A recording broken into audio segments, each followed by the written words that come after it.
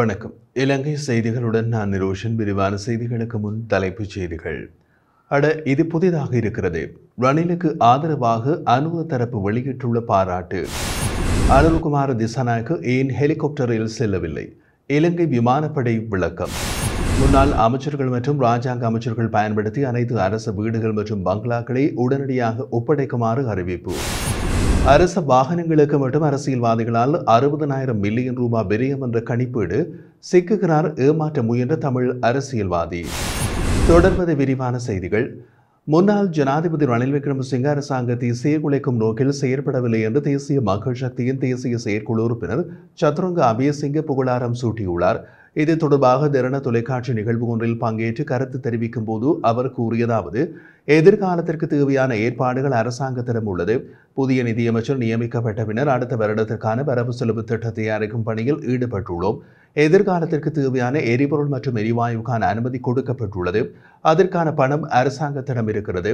அரசாங்கத்தை சீர்குலைக்கும் நோக்கில் முன்னாள் அரசு தலைவர் ரணில் விக்ரமசிங்க செயற்படவில்லை. இதற்காக அவருக்கு நன்றி தெரிவிக்க வேண்டும் என்றார். அரசு தலைவராக பதவியேற்றவுடன் அனுரகுமார திசாநாயக்க கடந்த 23ஆம் தேதி கண்டியில் உள்ள தலதா மாளிகையை வழிபட உலங்கு வானூர்திகளை பயன்படுத்தவில்லை என்று இலங்கை விமானப்படை அறிவித்துள்ளதாக கொழும்பில் இருந்து வரும் சிங்கள இணையதளம் ஒன்று செய்தி வெளியிட்டுள்ளது. அன்றைய தினம் அரசு தலைவர் கண்டிக்கு வாகனம் மற்றும் பாதுகாப்பு தரப்பின் துணையுடனான வாகனத்தில் மாத்திரமே பயணித்ததாகவும் அரசு தலைவரின் பாதுகாப்பு பிரிவு குறிப்பிட்டுள்ளது. காரிலும் உலங்கு வானூர்தியிலும் அவர் அங்கு சென்றதாக சில ஊடகங்களில் வெளியான செய்திகளுக்கு பதிலளிக்கும் வகையில் இவ்வாறு குறிப்பிடப்பட்டுள்ளதாக கொழும்பு இணையதளத்தின் செய்தியில் மேலும் தெரிவிக்கப்பட்டுள்ளது. சர்ச்சைக்குரிய பிஎஃப்எஸ் விசா முறைமைக்கு பதிலாக நேற்று நள்ளிரவு முதல் அமுலாகும் வகையில் பழைய முறைமைக்கு விசா வழங்கும் நடைமுறை ஆரம்பிக்கப்பட்டுள்ளது. இலத்திரனியல் முறைமை ஊடாக விசா வழங்கும் நடைமுறைக்கு பல தரப்பினரும் எதிர்ப்பை வெளியிட்டு வருகின்றனர். விமான நிலையத்திற்கு வருகை தரும் போது வழங்கப்படும் நுழைவு அனுமதியானது கடந்த ஏப்ரல் மாதம் 17ஆம் தேதி முதல் அமலுக்கு கொண்டுவரப்பட்டது. சுற்றுலா பயணிகளிடம் விசா கட்டணத்திற்கு மேலதிகமாக சேவை கட்டணம் அறவிடப்படுவதாலும் விசா வழங்கப்படும் முறைமையில் தாமதம் காரணமாகவும் பல சந்தர்ப்பங்களில் நெருக்கடி நிலைமைகள் ஏற்பட்டன. இதன் காரணமாக பல தரப்பினரும் எதிர்ப்பு வெளியிட்டு வந்த நிலையில் முன்னாள் நாடாளுமன்ற உறுப்பினர்களான எம்.ஏ. சுமந்திரன், ரவுஃபகி மற்றும் பாட்டாளி சம்பிக்க ரணவக்க ஆகியோர் உயர்நீதிமன்றத்தில் மனு ஒன்றை தாக்கல் செய்தனர். குறித்த மனுவை பரிசீலித்த உயர்நீதிமன்றம் ரத்னனியல் விசா வழங்கும் முறைமையினை தனியார் நிறுவனத்திற்கு வழங்குவதை தடுத்து ஆகஸ்ட் 2ஆம் தேதி இடைக்கால உத்தரவை பிறப்பித்திருந்தது. எனினும் குறித்த உத்தரவு அமுல்படுத்தப்படாமையினால் நீதிமன்றத்தை அவமதித்ததாக தெரிவித்து குடிவரவு மற்றும் குடியகல்வு திணைக்களத்தின் கட்டுப்பாட்டாளர் நாயகம் ஹர்ஷ இலுக்குட்டியவை இந்த வழக்கு விசாரணைகள் நிறைவடையும் வரையில் விளக்கமறையில் வைக்குமாறு நீதிமன்றம் உத்தரவிட்டது. அதன்படி சர்ச்சைக்குரிய விஎஃப்எஸ் விசா முறைமைக்கு பதிலாக நேற்று நள்ளிரவு முதல் பழைய முறைமையை அமுல்படுத்த அரசாங்கம் தீர்மானித்ததாக பொதுமக்கள் பாதுகாப்பு அமைச்சர் விஜித ஹேரத் தெரிவித்துள்ளார். 5 மில்லியன் கடவுச்சீட்டுகளை பெற்றுக்கொள்வதன் ஒரு பகுதியாக 2 நிறுவனங்களிடமிருந்து 7,50,000 எண்வரிசை கடவுச்சீட்டுகளை கொள்வனவு செய்வதற்கு அனுமதி வழங்கிய அமைச்சரவை தீர்மானத்தின் செயல்பாட்டை இடைநிறுத்தி மேன்முறையீட்டு நீதிமன்றம் இடைக்கால உத்தரவை பிறப்பித்துள்ளது. எபிக் லங்கா லிமிடெட் மற்றும் அதன் நிறைவேற்று தலைவரால் தாக்கல் செய்யப்பட்ட பேராணை மனுவை ஏற்றே இந்த தடை உத்தரவு பிறப்பிக்கப்பட்டுள்ளது. நடைமுறையை மீறிய ஊழல் பேரம் என்ற அடிப்படையில் இந்த திட்டத்திற்கு எதிராக மனுதாரரால் குற்றம் சுமத்தப்பட்டுள்ளது. இதன்படி இந்த உத்தரவு அக்டோபர் 1ஆம் தேதி வரை நடைமுறையில் இருக்கும். தேசிய கொள்முதல் வழிகாட்டுதல்களை மீறி முறையான கொள்முதல் நடைமுறைகளுக்கு புறம்பாக 7,50,000 எண்கள் இணைய கடவுச்சீட்டுகளை வாங்குவதற்கு அமைச்சரவை அனுமதி வழங்கியுள்ளதாக எபிக் லங்கா தமது மனுவில் குறிப்பிட்டுள்ளது. இந்த நிலையில் கொள்முதலில் முறைகேடுகள் நடந்ததாக தேசிய கொள்முதல் ஆணையமும் எழுத்துப்பூர்வமாக ஒப்புக்கொண்டுள்ளதாக மனுதாரர் தரப்பு சுட்டிக்காட்டியுள்ளது. செப்டம்பர் 2, 2024 அன்று நடைபெற்ற அமைச்சரவை கூட்டத்தில் இந்த கொள்வனவுக்கான ஒப்புதல் வழங்கப்பட்டதாக மனுதாரர் தரப்பு குறிப்பிட்டுள்ளது. மனுதாரர்கள் பொது பாதுகாப்பு அமைச்சின் செயலாளர், முன்னாள் பொது பாதுகாப்பு அமைச்சர் டிரான் அலஸ், குடிவரவு மற்றும் குடியகல்வு கட்டுப்பாட்டாளர் நாயகம், அமைச்சர்கள், அமைச்சரவை மற்றும் பலர் பிரதிவாதிகளாக குறிப்பிடப்பட்டுள்ளனர். முன்னாள் அமைச்சர்கள் மற்றும் ராஜாங்க அமைச்சர்கள் தமது ஆட்சிக் காலத்தில் பயன்படுத்திய அனைத்து அரச வீடுகள் மற்றும் பங்களாக்களை உடனடியாக ஒப்படைக்குமாறு அறிவிக்கப்பட்டுள்ளது. பொது நிர்வாக அமைச்சு முன்னாள் அமைச்சர்கள் மற்றும் ராஜாங்க அமைச்சர்களுக்கு எழுத்து மூலம் இன்று அறிவித்துள்ளது. 15 முன்னாள் அமைச்சர்கள் மற்றும் ராஜாங்க அமைச்சர்கள் ஏற்கனவே அரச வீடுகள் மற்றும் பங்களாக்களை ஒப்படைப்பது குறித்து விசாரணை நடத்தியதாக அமைச்சக வட்டாரங்கள் தெரிவிக்கின்றன.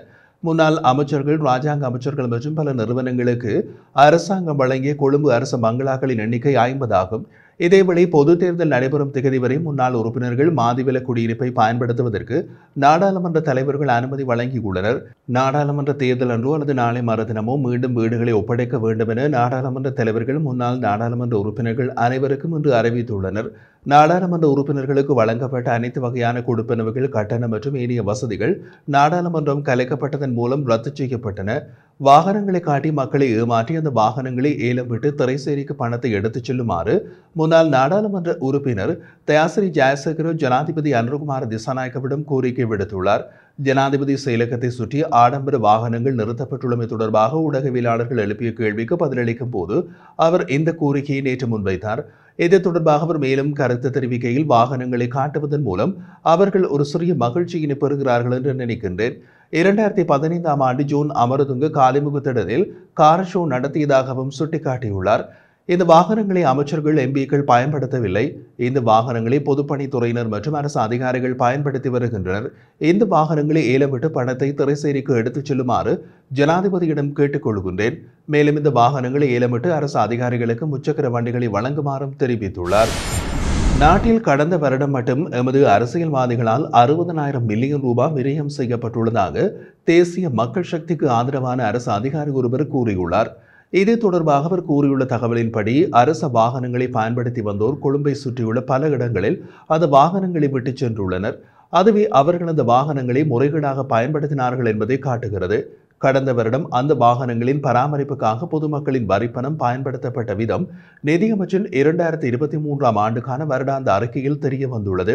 அந்த அறிக்கையில் 2023 ஆண்டில் 15,880 மில்லியன் ரூபாய் பெறுமதியான வாகனங்களை அரசாங்கம் மூலதன கையகப்படுத்தல் இலக்கம் 2101 என்ற தலைப்பின் கீழ் கையகப்படுத்தியுள்ளதாக தெரிய வந்துள்ளது. இலங்கைக்கு இறக்குமதி செய்வது தடை செய்யப்பட்ட பின்னணியில் இந்த வாகனங்கள் பெறப்பட்டமை விசேட அம்சமாகும். 2023 ஆண்டில் அரசு வாகனங்களுக்கான எரிபொருளுக்காக 37,454 மில்லியன் ரூபாய் செலவிடப்பட்டுள்ளது. அது மட்டுமின்றி போக்குவரத்து செலவுகளுக்காக மேலும் 6,598 மில்லியன் ரூபாவும், வாகன பராமரிப்பு செலவுகளுக்காக 4,280 மில்லியன் ரூபாவும் செலவிடப்பட்டுள்ளதாக அந்த அறிக்கையின் தரவுகள் தெரிவிக்கின்றன. இதற்கிடையில் நாடாளுமன்ற உறுப்பினர்கள் மற்றும் அமைச்சர்களால் சூறையாடப்பட்ட வாகனங்கள் குறித்த தகவல்களும் வெளியாகி வருகிறது. அதில் தமிழ் நாடாளுமன்ற உறுப்பினர்களும் உள்ளார்கள். ஊரின் பெயரை தமது பெயரின் பகுதியாக கொண்ட ஒரு தமிழ் அரசியல்வாதி தமது பதவி சார்பாக 6 அரசு வாகனங்களை பெற்றுள்ளார். அவற்றில் 5 வாகனங்களை வெளியே நல்ல விலைக்கு விற்றும் உள்ளார். 6வது சொகுசு வாகனம் அவரிடம் உள்ளது. அந்த வாகனத்திற்கு போக்குவரத்து செலவுகளை அவர் அரசிடம் கோரி பெற்றும் உள்ளார். குறிப்பிட்ட ஒரு மாதத்தில் அவரது அரசு வாகனம் 30 நாட்கள் கொண்ட ஒரு மாதத்தில் மொத்தம் 27 பயணங்களை கொழும்புக்கும் யாழ்ப்பாணத்துக்கும் இடையே செய்யப்பட்டதாக கணக்கு காட்டப்பட்டு லட்சக்கணக்கான ரூபாய் பணம் போக்குவரத்து கட்டணமாக அவரால் பெறப்பட்டுள்ளது.